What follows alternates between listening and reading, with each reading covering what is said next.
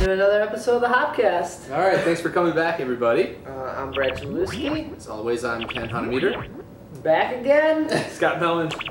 Scott came back. He couldn't get enough. The fans love me. Nice to be here. They said, give me more of that, Scott. Because we're sick of Brad and Ken. That's true. And who are we to say no to our loyal viewers? Yeah. So here he is. We flew him in All the Thank way from Canada. the west side. It's the west side of Canada, actually. Okay. Yeah. It's over there. Pretty far. But this is the red episode. Right? Yeah. We're going red. So strap on your red coats. We've got a beer that you've had before, or you've had something from this brewery before. Yeah, I might have had this one. This is from It's alive. Roots Organic Brewing, or Roots Brewing. I don't know. Roots. The locals call them Roots. And they do all organic beers, which, love it or hate it, it's organic. And then you brought a red. Yes, this Stone 13th Anniversary Ale.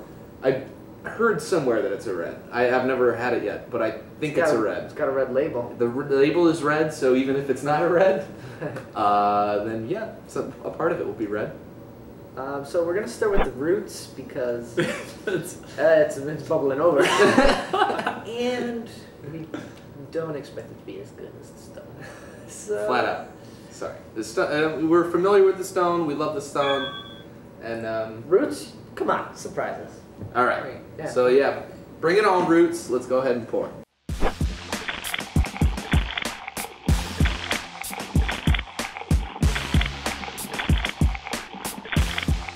All right, so the Roots Island Red from Portland, Oregon, and Roots, you just did not give us beer. Yeah. I think I have the record. Yeah, you got the Miller Lite foam from the keg at Brad's little sex party. No, Mom. No, Mom. Yours sort of looks like ice cream. A lot of head, I would say. First impressions, a lot of head. Great head retention. Great. Look at that head. It's not. That head doesn't want to go anywhere. Yeah, that's not even getting out of the way I for could you. get the beer out of this. Now this is need a weird straw. because, all right, we didn't shake this up. It did come from Portland. I did bike over with it, but it's been sitting in the fridge now. For months? All day, but in the fridge prior to that. Mm-hmm. And I biked over with it this morning, Mm-hmm. and it's just been sitting in the fridge, so it shouldn't be like it wasn't like someone shook it up and then gave you the beer. So what do you attribute this to? I'm thinking the yeast strain. But The what? The yeast that they used Okay. These organic yeast strains. They're a little could be different. crazy. So let's see if we can smell anything. It smells biscuity, almost like a fat tire. I'm getting that little dry. Mm-hmm. It's hard. Actually, I think it smells exactly like a fat tire. No, it doesn't have that like fruity. What's fat tire again? It's not apricot. Is it? It's amber. Right? Right? I thought it had like, Yeah, it's an amber ale. Oh, okay.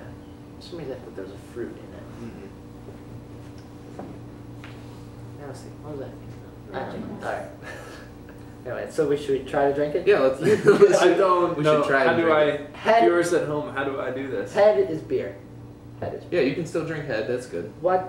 So watch this. Your head is gonna get out of the way. It's gonna be like, the beer is gonna be like coming through. VIP. Yeah. Yeah, the beer is VIP, and the head is the rope So see, and the bouncer. You see Okay. that? The head just moves away. Yeah, there it goes. All right. All right. Cheers.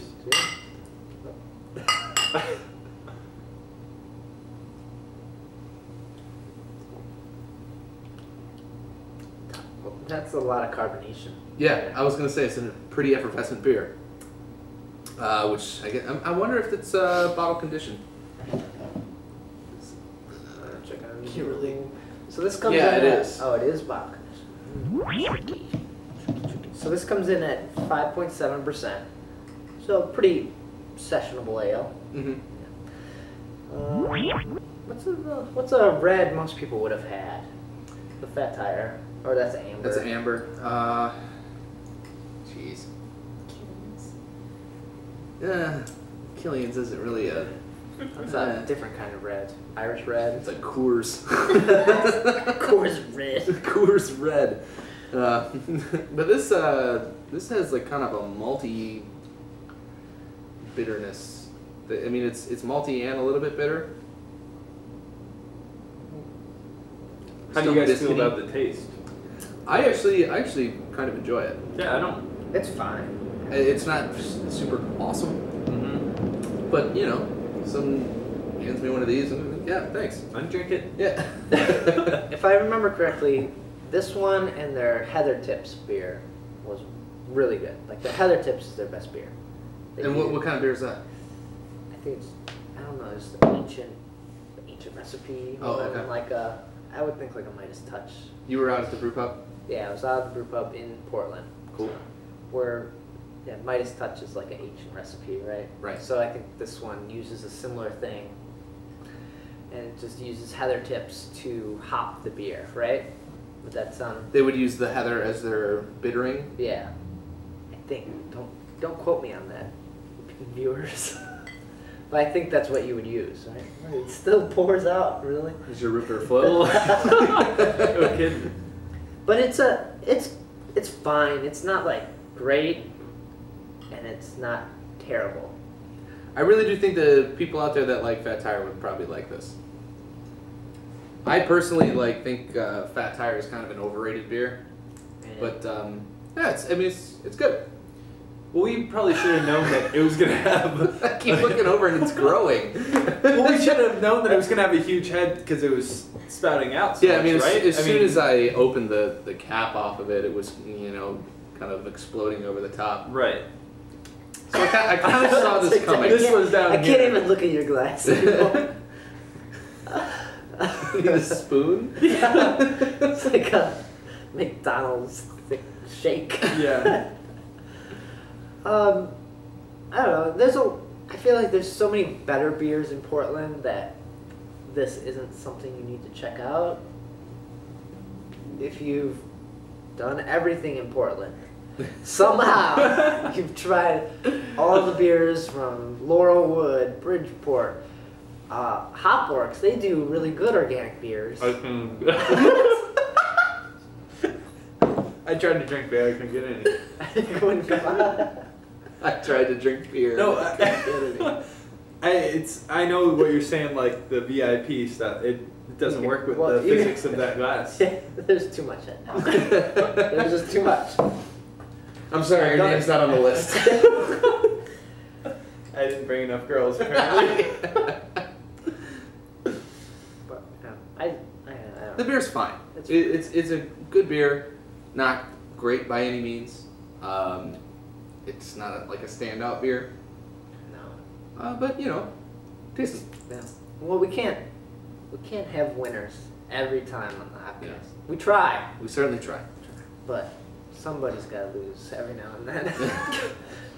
Oh, Fallons, I'm looking at you. You're just like twisting the knife now. We're gonna get a cease and desist from all Fallons. Stop shitting on us. Sorry. But alright, should we try to finish these? Go ahead, guys. Let's Go physically ahead. see if we can finish these. I'm looking at you. I don't know. Yeah, so we'll be back after we tackle these and we'll have some stone. Okay, we finished off the head. Took some doing. Right. I feel like we maybe shitted on roots a little more than we should have. Yeah, it's decent. It's not awful. It was good. Fine. Tasted fine. It's just not over the top awesome, which I guess is what we're used to drinking. Right. If they were in Chicago with our limited microbrew, we might say that's awesome.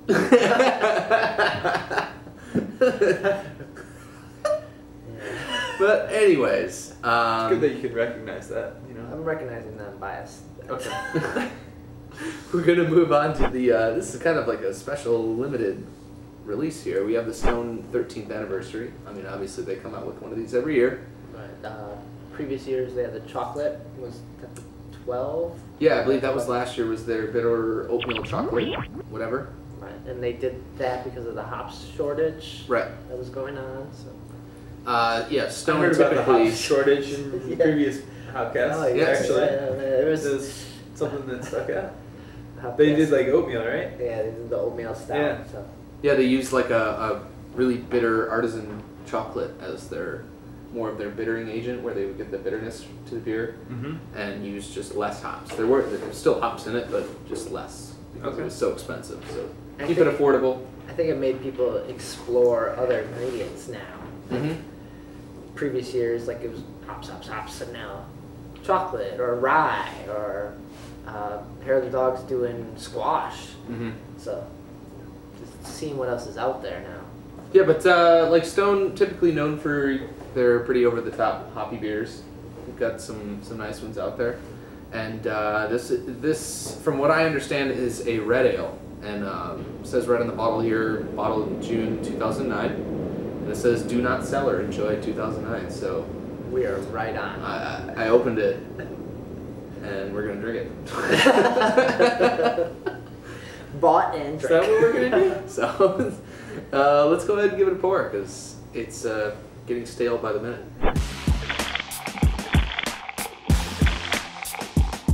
All right, so we're looking at it here, and A lot darker than the other one, I would say. yeah, definitely.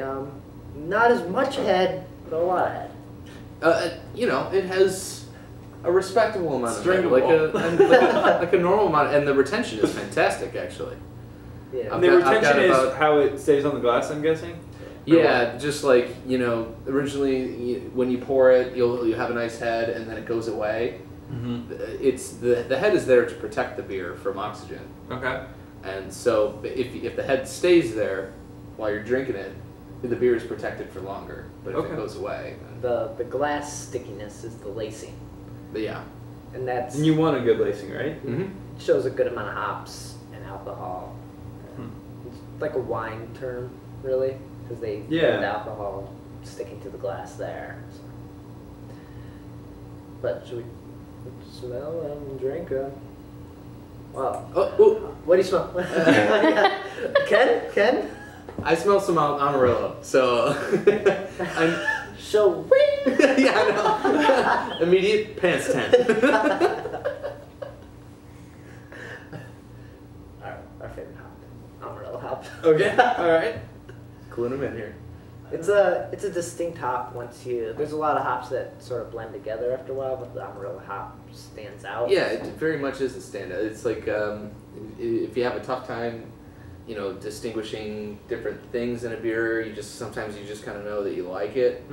Even people that have a tough time with that can taste the Amarillo hop. Right. Where like 'Cause it's Centennial hops have like a cat pee, right? They have a cat pee kind of smell. Do they? Yeah, I never noticed it's that. It's fine, but it's like, what's that? It smells odd. That's Centennial hops. So how many different kinds of hops then are there? Is Oh. it just Lots. like ballpark it? That I know, maybe like 50? Okay. But some are like grow quickly, like short hop or. And then they'll hybrid them too, Yeah. so it's, I mean, the possibilities Okay. are endless. But really nice aroma off the bat because there's Amarillo in it. So let's drink. Let's drink that. A little sweetness.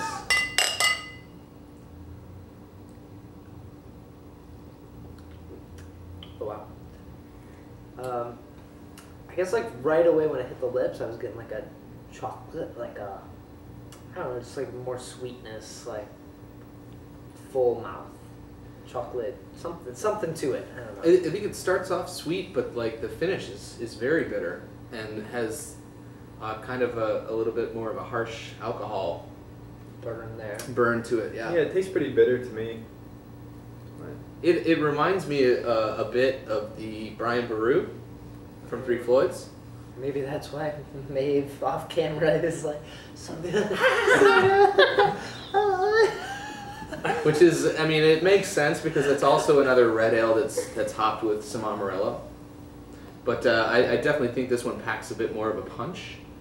as far as the alcohol goes, because it's burning. Right. Did it say on the bottle with alcohol? We forgot. 9.5. 9.5. Thank you, Brian. 9.5. So that's pretty high. Yeah, that's well, not for Brad, but for the rest of us. It's Brad's session. Like, how high does it get? The Bourbon County Stout's like 13 and a half.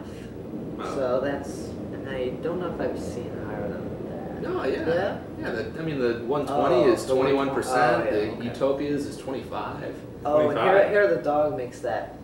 They made one that was the highest, something like that. Yeah. Oh, you told me about that. Yeah. All right, so never mind. Scratch that.